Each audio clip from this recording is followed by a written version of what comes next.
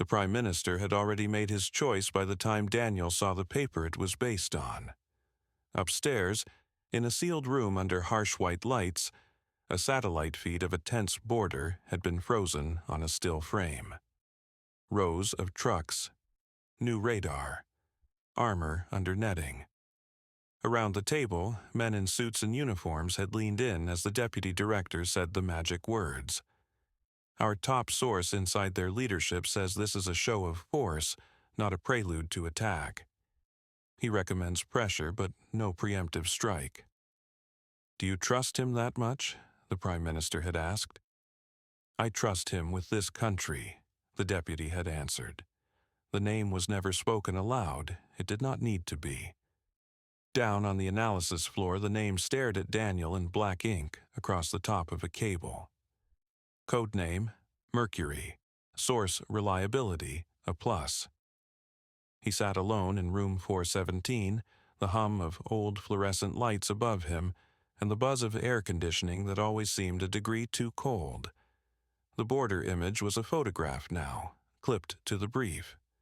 The cable was 3 paragraphs and a signature block he was not allowed to see. The source assesses leadership intent as limited to demonstration. He notes internal concerns about economic isolation. He believes significant elements of the command oppose escalation at this time. 1 paragraph, and an entire government had exhaled. If Mercury is right, tonight becomes a footnote, Daniel thought. If he is wrong, it becomes the opening page of every history book that still gets printed. He dropped the cable on his desk and turned to the gray binders lined up in his cabinet like tombstones. Mercury, crisis files, 20 years' worth. When he first joined the agency 12 years earlier, fresh from a statistics program and a half-hearted academic career, Mercury was already legend. Older analysts spoke about him with the mix of awe and superstition usually reserved for pilots and surgeons. Mercury saw the coup coming in X. Mercury saved us from the naval incident in Y. Mercury has someone in the room on the other side. Back then, Daniel had believed them. Belief fit nicely with the long hours and the feeling that the gray building mattered. Now he pulled 3 binders at random and opened them. Crisis 7. Naval standoff in gray northern seas. The source assesses leadership intent as limited. Crisis 12. Rumors of a purge in a client state. The source notes internal concerns about. Crisis 19. A patrol boat accidentally ramming one of theirs. He believes significant elements of the command. Same rhythm, same phrases, same calm certainty, crisis after crisis, year after year. Daniel had spent his life reading patterns in numbers. But language had patterns too, and once you saw them, you could not unsee them. The first Mercury report on file was a scanned, typed page based on a handwritten original. The paper was yellowed, the type uneven. The most recent reports were clean, digital, in the agency's standard font. But the voice had not aged a day. People change on the page. They pick up new idioms. They get tired, careless, angry. It leaks out between the lines. Mercury did not. He flipped to the bottom of a few recent cables. Small print most readers skipped. Original reporting reference, compartment code. Almost always the same code. A box he was not allowed to open. He checked the clock on the wall. The border crisis debrief was in an hour. His division chief would want a neat assessment, not a philosophical essay. According to source Mercury, leadership intent is, he could already hear himself say. He stood up instead. There was a line everyone in the building knew and pretended not to see. On one side, you did your job. On the other, you started asking questions about the machinery itself. He walked down the corridor and took the stairs up 2 floors.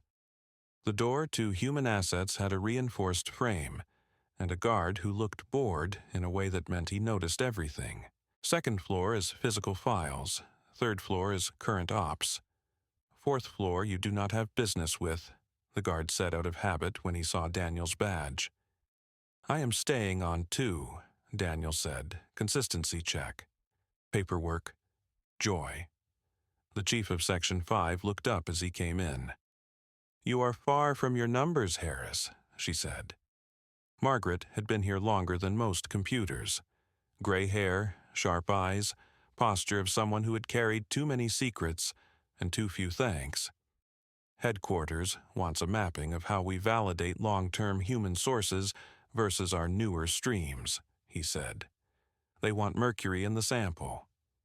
You and I both know headquarters wants a piece of paper that says they were right all along, she said. Which source? Mercury. Her pen paused over the form she was signing. A tiny pause, but in this building small things meant more than big speeches. Why? Today's cable referenced an armored brigade designation that rotated out of that district 2 years ago, he said. Could be a drafting error, could be stale contact. I am supposed to trace the reporting back, make sure there is no structural issue. She watched him for a heartbeat, then pushed her chair back. Wait here, no wandering. The stacks behind her were a maze of shelves and boxes. From the doorway, he could only see the edges. He smelled cardboard, paper, the faint tang of old glue and older fear. On her wall were framed landscapes, desert, forest, a ruined bridge he knew officially did not exist. Only one photo showed people, a grainy black and white group shot on some foreign airstrip. Old uniforms, squinting faces. One man in the center was blurred, as if the camera had flinched. Margaret came back with a thin folder. Access only in here, she said. No copies, no notes leaving the room. He signed the log and opened it. He expected a standard asset file. Real name under seal. Age, recruitment in 2 sanitized lines. Motivation coded in a letter. M for money, I for ideology, E for ego, R for revenge. Mercury's file did not care what he expected. The first page was a summary. Codename, Mercury. Status, active. Handler, redacted. Sector, redacted. The second page was a memo. Effective immediately. All biographical and recruitment details regarding Source Mercury are to be removed from physical archives and held in special compartment as per Directive 7. All queries to be routed through current case officer. Distribution, strictly need to know. Signed, a director who had retired before Daniel ever saw the inside of the building. Dated 20 years back. Below the signature was a list of names, all blacked out. The rest of the file was 4 pages of generalities. Supposed access. Inner circle of enemy leadership. Occasional operational insight. Initial contact via embassy intermediary. Details in separate compartment. No dates, no photo, no psychological profile. Nothing that looked like a human life. The last page was a table. Crisis numbers on one side, internal cable IDs on the other. A map of where Mercury's reporting had touched reality. Crisis 4, Crisis 7, Crisis 12, the naval standoff, the almost purge, the almost war. On paper, Mercury was everywhere. In the file, he was a rumor with a code name. Daniel closed the folder and looked up. That is it, he said. That is what you are allowed to see, Margaret said. Who runs him now? If you needed that answer, you would not be asking me, she said. Have you ever met him? Her eyes moved past him, to the far wall. In 30 years, I have met agents who thought they were saving the world, and ones who definitely were not, she said. I have met cowards and lunatics, and 1 or 2 genuine patriots. I have never met Mercury. Have you seen anything in his own hand? Tape, photo. Something that feels like a person at the other end, not a legend. Her voice sharpened. You are 1 floor above where your questions are welcome, analyst. He could have backed off. He did not. We both know what happens when case officers fall in love with their own creations, he said. they start writing the reports themselves. We have buried those cases before. I am not accusing anyone. I am trying to make sure we are not betting wars on a pattern we have never really checked." She studied him, the way she might study a file that did not match itself. "If Mercury is a fabrication," she said finally, "it is not the work of some lovesick field officer. It would have to be done from a level that signs my paycheck and yours. People who do not explain themselves to anyone. Do you understand what that means?" He did, and he understood that she had not said he was real. He pushed the folder back across the desk. "Thank you," he said. On the wall outside Section 5, old photos lined the corridor. Founders, directors, a shot of the analysis floor from the late 70s. Men in shirt sleeves, ashtrays overflowing, charts pinned to corkboards. Someone had circled one face in blue ink and written a name. Thomas Keller. The oldest analyst on Daniel's first team had pointed it out to him once. Keller. Brilliant. Saw patterns nobody else did. Drove his car off a bridge in '79. Whole floor walked on eggshells for a year after. Back then, it had been office folklore. Tonight, the date under the photo matched the date on the directive in Mercury's file. Back in 417, the border crisis sat on his desk like a patient dog. He opened the latest Mercury cable again and read it slowly, line by line. The source assesses. The source notes. He believes. He pulled 3 older reports and laid them beside it. Circled repeated phrases. Same constructions, years apart. His phone rang. Harris. His division chief's voice was clipped. "Cabinet meets at 1800. I need your final assessment on the border in 30. Do not get clever. We have Mercury. We have Allied confirmation. Nobody wants to explain to a parliamentary committee why an analyst decided to reinvent the entire system on a Wednesday." "Understood," Daniel said. He wrote 3 versions of the paragraph. The safe one. According to source Mercury, leadership intent is limited to the honest one. Recent Mercury reporting shows internal inconsistencies and reliance on assertions that cannot be independently verified. Recommend reduced weighting pending review, and something between. While source Mercury assesses limited intent, discrepancies in his recent reporting and minor factual errors suggest caution. Recommend no strike, but increased monitoring and contingency planning. He stared at them, thought about the men upstairs, the border, the trucks, the young soldiers whose lives were arrows on maps. He deleted the honest paragraph. Then, after a breath, he deleted the safest one. He sent the cautious version. The cabinet went with what they had already decided before he ever hit send. No attack, rhetoric, sanctions, quiet moves on the edges. In the debrief, no one mentioned his caveat. His chief clapped him on the shoulder. "See, sometimes the system works." That night, after the building had emptied of everyone who could afford a life, Daniel stayed. He pulled a decade of Mercury reports into his workspace and started cross-checking, not for drama, just for reality. Every time Mercury had been right, he asked a simple question. Could we have known this without him? He found more uncomfortable answers than comforting ones. Crisis 7. Naval Standoff. You could see the limited intent in ship movements and public speeches if you looked properly. Crisis 12. Purge rumors. Lower-level sources had whispered the same story. Nobody believed them until Mercury repeated it. Mercury was not magic. He was a spotlight that made everyone ignore the rest of the stage. Then there was Crisis 4. 21 years ago, a rogue armored brigade supposedly planning to cross a border without orders, start a war their leaders did not want. Mercury warned them. They leaned quietly on the other side. Officers retired, units shuffled. The attack never happened. Official history called it a victory for their invisible man. Daniel dug through the raw archive from that year. No intercepts, no bank transfers, no rumors from local eyes. Nothing in the noise. Just Mercury's cable. If the rogue plan had been real, Mercury knew something no one else could have. If it had never been real, they had rearranged another country's army around a ghost.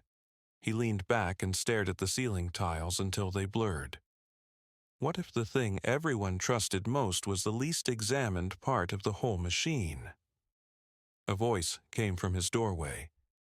"You are working late, Mr. Harris." He minimized the crisis screen out of habit. A man in a plain dark suit stood there. Neutral tie, clipboard in one hand. Face Daniel recognized from elevators, back rows, rooms where decisions happened. The kind of man whose job title was probably longer than his name. "We like to know when someone pulls 30 years of compartmented source logs after midnight," the man said. "Makes us curious." Daniel forced his shoulders to relax. "Preparing a methodology note," he said. "Long-term source waiting. Mercury is the obvious case study." The man smiled. It did not reach his eyes. "Good analysts are supposed to ask questions," he said. "The tricky part is choosing which ones to write into the system." He glanced once at the blank monitor, once at the stack of binders, then back to Daniel. "You have a daughter, do you not? Lives with her mother out west." It was asked in the same tone people used for weather. Casual, harmless. "Yes," Daniel said anyway. The man nodded as if confirming an entry. "Go home, Mr. Harris. Get some sleep. The world did not end tonight, and if it ever does, your spreadsheets will not stop it." He turned to go, paused in the doorway. "Oh, and Margaret says hello," he added. "Try not to give her a heart episode. She is one of the useful ones." Then he left. Daniel sat very still. He had never told anyone in this building which school district his daughter's new address fell into. That was a small thing. One of those pointless lines of privacy you drew for yourself to feel human. Someone had stepped over it without effort. He reached into his drawer and took out a small hardware-encrypted drive he had bought with his own money, registered to nothing the agency controlled. He plugged it in, opened a blank document, and typed a title. "Working Notes on Source Mercury." He hesitated, then wrote the sentence nobody upstairs would ever let him put in an official report. "If Mercury does not exist, then for 20 years our enemies, our allies, and our own leaders have been making life and death decisions based on a ghost." He saved the file, ejected the drive, and slipped it into his pocket. A small, quiet movement. No alarms, no flashing lights. Somewhere else in the building, in an office without a name on the door, a log entry appeared under his personnel number. Subject: Harris, Daniel A. Status: initiated unauthorized review of source Mercury patterns. Follow up required. The first call came before the alarm. His phone vibrated on the nightstand at 6:11, dragging him out of a shallow sleep filled with satellite images and redacted names. Unknown number. He almost let it ring out. Then he thought about the man in the doorway last night, the one who knew his daughter's school district without ever asking. Harris. "Is this senior analyst Daniel Harris?" Woman's voice. Clipped, professional. Too awake for 6 in the morning. "Yes. This is Officer Collins, City Police. We need you to come to St. Andrew's Hospital." His mouth went dry. "What happened?" "It is about your ex-wife," she said. "She and your daughter were in a traffic incident last night." Traffic incident was a phrase he used in reports. It sounded cleaner than what it usually meant. "Is she alive?" he said. "They both are. Your ex-wife has a concussion and bruising. Your daughter has a sprained wrist. They are very lucky. We would like you to come in." He was in his car 12 minutes later, shirt half-buttoned, tie in his pocket, hair still damp. The city was washed in pale, early light and leftover rain. The streets mostly empty except for delivery trucks and people whose jobs did not care what time it was. The emergency department smelled of disinfectant and burnt coffee. Nurses moved with the bored efficiency of people who had seen every kind of panic. Officer Collins met him near the vending machines. Medium height, dark hair pulled back, eyes that looked like they forgot how to be surprised about anything 10 years ago. "Mr. Harris." He nodded. "Your ex-wife says you should have turned your phone on last night," Collins said. "No hello, no build-up, just that." He tried to smile. It came out thin. "What happened?" "Highway Patrol report says she was driven off the road on Route 17, Collins said. "Witnesses saw a black sedan with no plates riding her bumper. She says it cut across in front of her and hit the brakes. She swerved. Car rolled. Seatbelt and airbags did their job." "Accident," he said. "We are not calling it that yet," Collins said. "Not with no plates and no skid marks from the other car.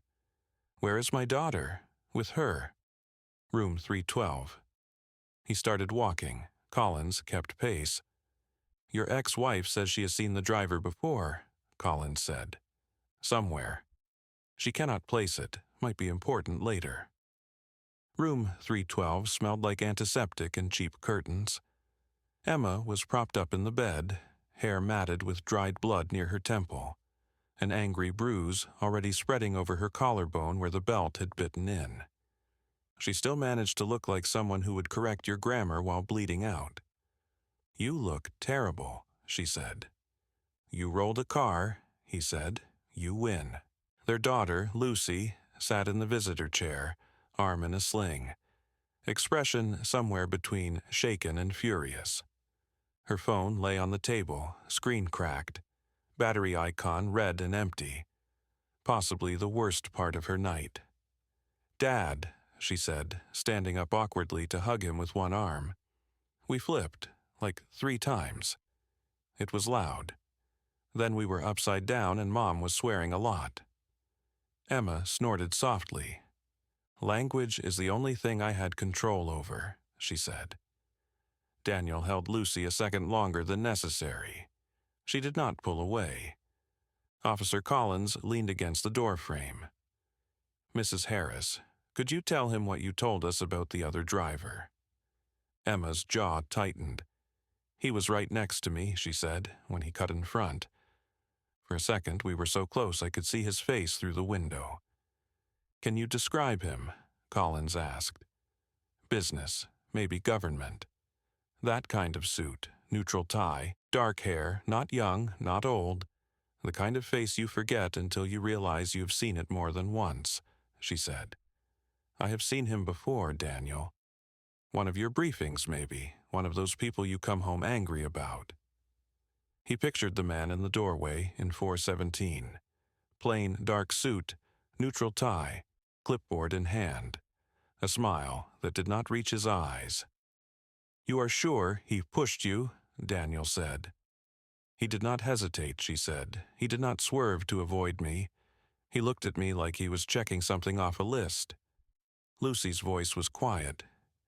"He smiled," she said. "Just before we went off the road, I saw him. He looked at us, and he smiled." Daniel had been in this business long enough to know coincidence was a real thing. People hit deer and lampposts and each other every day without a conspiracy behind it. But coincidences did not usually smile. He stayed until the doctor decided they had told the story enough times for one morning. Emma began to fade in and out as the painkillers caught up. Lucy bargained for a new phone as compensation for mild trauma and a broken screen. On his way out, Officer Collins walked with him to the exit. "You said government," she said. "That right." "I did not say anything," he replied. "Somebody knew your kid was on that road," she said. "Might be time to ask yourself who you have annoyed." He drove to the office with his mind flicking between scenes. The rollover, the neutral tie, the casual mention of his daughter last night. Upstairs, the news played on a muted television in the lobby. A scrolling bar at the bottom read, "Tensions ease after border standoff." Officials credit firm diplomacy and trusted intelligence sources. Trusted. In room 417, his inbox was already waiting for him. One message was flagged urgent. Mandatory internal review, subject, Mercury. Location, conference room. B, third floor. Time, 10 minutes ago. He swore under his breath and grabbed his notebook. Conference room B had that particular air-conditioned chill reserved for high-level meetings and low-level executions. Around the table sat his division chief, 2 people from legal, 1 from internal security, and the man in the dark suit from the night before. Margaret was there too, looking like she wanted a cigarette more than air. The man in the suit smiled as Daniel slipped into a chair. "Mr. Harris, so glad you could join us," he said. "We were just talking about ghosts." The wall screen behind him showed a timeline. Colored dots for crises, lines connecting them to a single name at the top. Mercury. "We have been relying on this source for over 2 decades, the man said. "His reports have shaped some of the most consequential decisions in our history. Today is about making sure we understand how that reliance has worked in practice." He looked straight at Daniel. "You pulled a large portion of Mercury's file last night. Why do you not start?" Every eye turned. He felt the weight of Emma's words in the hospital. He looked at Margaret. Her face was neutral, but her fingers were clenched around an unlit cigarette hard enough to bend it. He could lie, say what everyone wanted to hear. Or he could tell the truth and see who tried to push him off which metaphorical road. "My preliminary impression," he said slowly, "is that Mercury's reporting has often been treated as more unique than it really is. In many cases, his assessments match conclusions we could have drawn from other sources if we had been willing to trust our own work." "So, you are saying we overrate him," the man in the suit said mildly. "I am saying we have used his name as a stamp of certainty," Daniel replied, "sometimes in place of actual corroboration." "Examples," the man said. "Crisis 7, Daniel said, naval standoff. Mercury's assessment of limited intent was supported by ship movements and open rhetoric. We could see that ourselves. Crisis 12, purge rumors. Lower-level human sources said the same thing. We only took them seriously when Mercury repeated it. And Crisis 4, he added. Legal's pens stopped moving. The rogue armored brigade, the man in the suit said. 21 years ago, Daniel said, Mercury warned about an unsanctioned offensive. We leaned on the other side. Officers retired, units shuffled. The war did not start. But according to our own archive, Mercury was the only source. No intercepts, no corroborating human reporting. If that plan was real, we owe him everything. If it was not, we reorganized an enemy army around a story that came from one leak we never really saw. Silence settled over the table. The man in the suit watched him with interest that did not quite reach his expression. "And what do you think, Mr. Harris?" he asked. "Was the plan real?" "I think we never tried very hard to prove it either way," Daniel said. Once it was labeled Mercury, the question stopped being asked. The man turned his attention to Margaret. "You have had oversight on Mercury's chain longer than anyone," he said. "Do you agree with this skepticism?" Margaret sat back. "There are 2 kinds of long-term assets," she said. "The kind everyone is secretly waiting to burn, and the kind nobody ever wants to look at too closely because too many careers are hanging off them." "Answer the question," the man said. She met his eyes without flinching. "We should have done this kind of review 10 years ago," she said. "We did not. That is on this floor. And yes, Mercury has been used as a crutch. People invoked his name when they did not want to argue their case. We built a religion around a source file. Internal security watched quietly, eyes flicking between faces, taking notes in his head. After 2 hours of controlled argument dressed up as analysis, they wrapped it in safe, bureaucratic language. Conclusion: Mercury remains high value, but should be treated as one source among many. Recommendation: emphasize multi-source corroboration in future crisis framing. No one wrote down the other conclusion. Do not pull on this thread too hard. In the hallway outside, Margaret caught up to Daniel at the coffee machine. "You looked Keller in the eye today," she said. "I have only seen his picture," Daniel replied. "You know what I mean," she said. "You sounded like a man who has started to doubt the floor under his feet." He thought of the circled face in the old photo, the handwritten note about his accident. "Did Keller ask about Mercury?" Daniel said. She took a breath. "Keller started noticing how much of our world rested on one code name," she said. "He suggested we pause using Mercury until we had independent validation." He wrote it down. The director wrote "not adopted" in the margin. 6 months later, Keller's car went through a guardrail on a straight road in good weather. "Accidents happen," Daniel said. It sounded weak even to his own ears.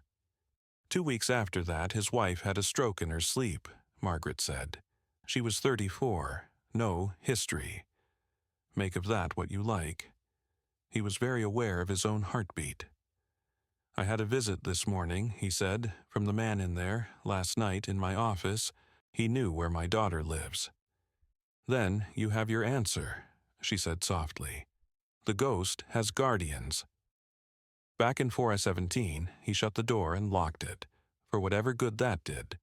He opened his offline file on the encrypted drive. Working notes on source Mercury, he added a line. Previous analyst who questioned Mercury, Thomas Keller. Official cause of death, accident. Unofficial, warning. He stared at the cursor. He could stop here. Quietly underweight Mercury in his own assessments. Protect his family. Pretend he had not seen the edges of something bigger than him, or he could keep going. He searched the internal archive for Keller's name. Minutes from strategy meetings. Marginal notes on early Mercury reports. One internal memo, half scanned, with Keller's scrawl.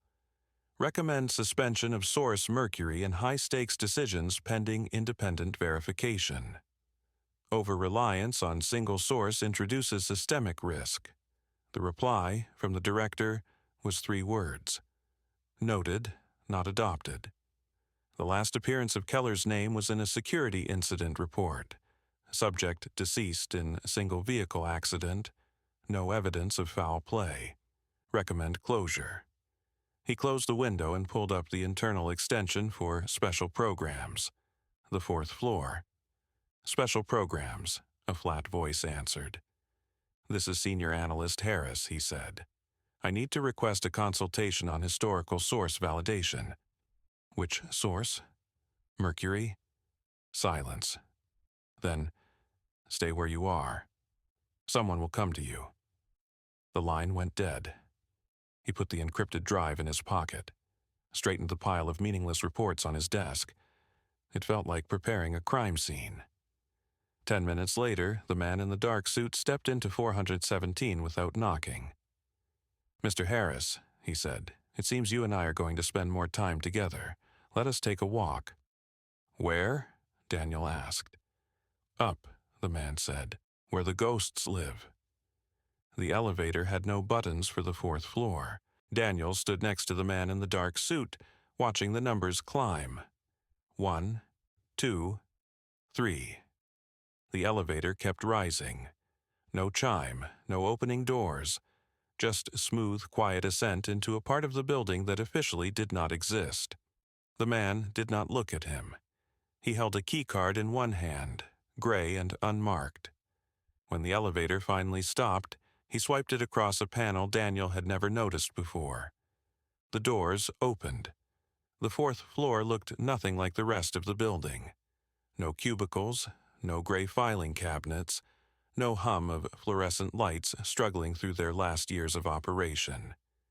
Instead, there were polished floors, recessed lighting, walls painted in colors that suggested calm and control, a few closed doors with no names, a single desk where a woman sat, typing without looking up. "This way," the man said.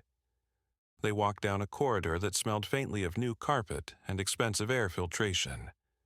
At the end, a door stood open. Inside was an office with a view Daniel had never seen from this building. The city spread out below them, clean and distant, the way maps looked when you forgot people lived in them. "Sit," the man said. Daniel sat. The man closed the door, moved behind the desk, and for the first time all day looked directly at him without the performance of politeness. "You have been asking dangerous questions, Mr. Harris." "I have been doing my job," Daniel said. "Your job is analysis," the man replied. "Pattern recognition, risk assessment. Your job is not investigating whether the most valuable intelligence asset this country has ever run is real." "Then maybe someone else should have done that 20 years ago," Daniel said. The man smiled. It was thin and cold and entirely without humor. "Someone did," he said. "Thomas Keller. You have been reading about him, I assume." Daniel said nothing. "Keller was brilliant," the man continued. "One of the best we ever had. He saw patterns faster than computers. He also saw problems where there were none. He became obsessed. He started questioning Mercury. He wrote memos. He made noise. He made people nervous. And then he drove off a bridge," Daniel said. The man leaned back in his chair. "Accidents happen, Mr. Harris, especially to people who forget that some questions are not meant to be answered. Some systems are not meant to be examined too closely. Do you understand what I am saying?" Daniel felt his pulse in his throat. "You are saying Keller was killed because he asked the wrong questions." "I am saying Keller died in a tragic accident," the man said. "His wife died shortly after from natural causes. These things happen. Grief does strange things to the body." He opened a drawer and pulled out a folder, thin, unmarked. "This is your file, Mr. Harris. Not the one in HR, the real one." He opened it and turned it so Daniel could see. Inside were photographs. His ex-wife leaving her apartment. His daughter walking to school. Lucy laughing with friends outside a coffee shop. Emma grading papers in her kitchen. There were also transcripts, phone calls, emails, text messages between him and Lucy about nothing important. Between him and Emma about custody schedules and who would pay for the broken phone. "We have been watching you for some time," the man said. "Not because you are a threat, you are not important enough to be a threat, but because we like to know who is paying attention to things they should not be paying attention to." He closed the folder. "Your ex-wife and daughter are fine," he said. "The accident was unfortunate, a reminder that the roads can be dangerous, especially when people are distracted. You understand." Daniel understood perfectly. "If I stop asking questions," he said slowly, "they stay safe. If you stop wasting agency resources chasing shadows," the man corrected, "then everyone stays safe. You go back to doing excellent work. Your family continues their quiet, boring lives. And Mercury continues to do what he has done for 2 decades. Protect this country." "What if he does not exist?" Daniel said. The man's expression did not change. "Does it matter?" Daniel blinked. "Does it matter?"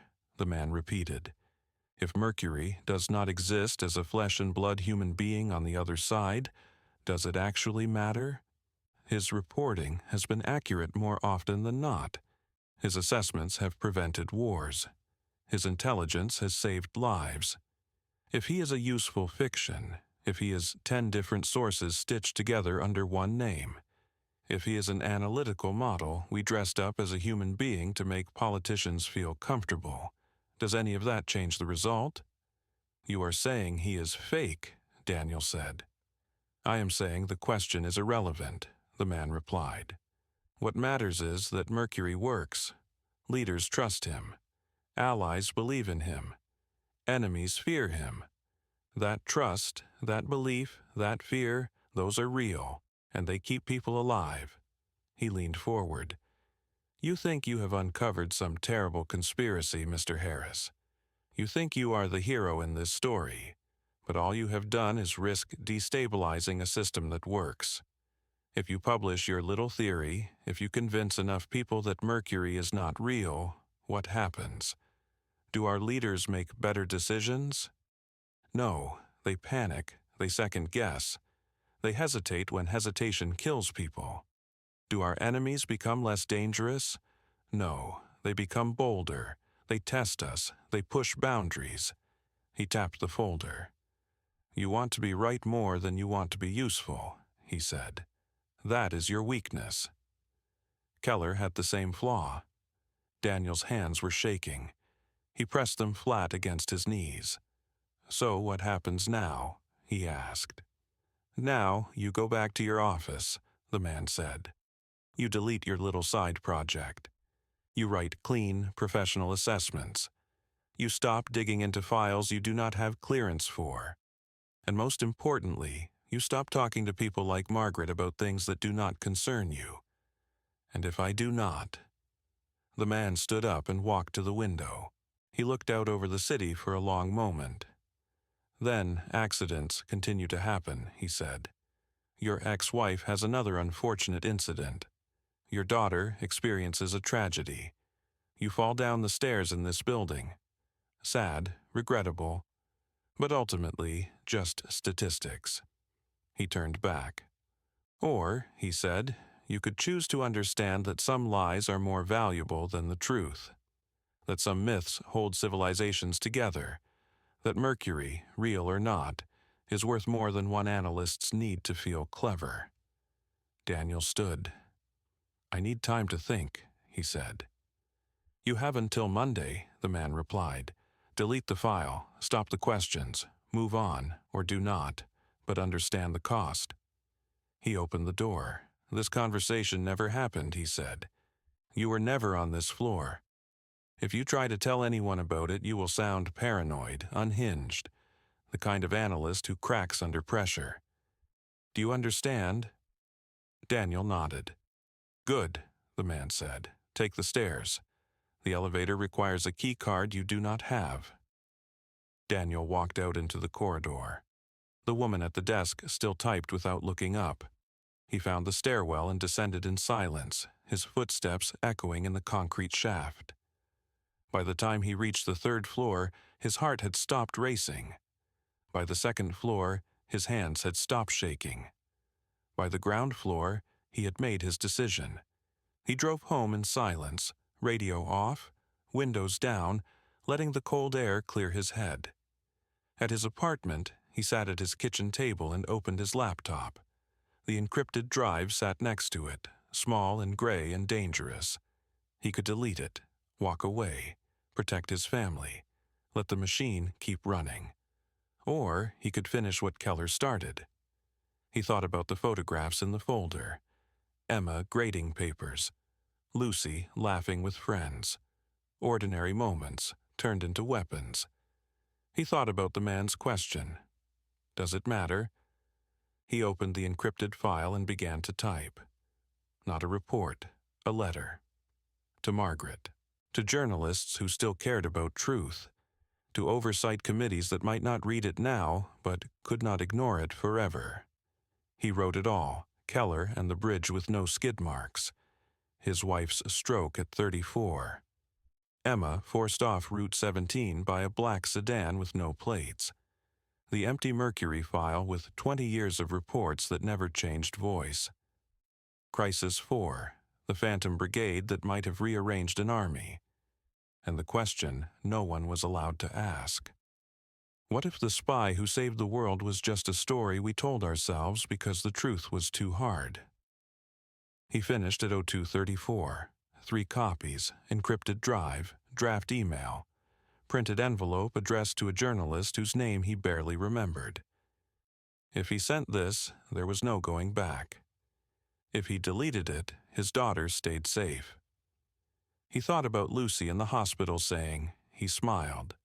He pressed send. He sealed the envelope and set it by the door. Then he unplugged the drive, walked to his car, and drove to the address on the envelope. A small newspaper in a part of the city that still believed in printed words. He dropped it through the mail slot at 4:17, just as the sky began to turn gray.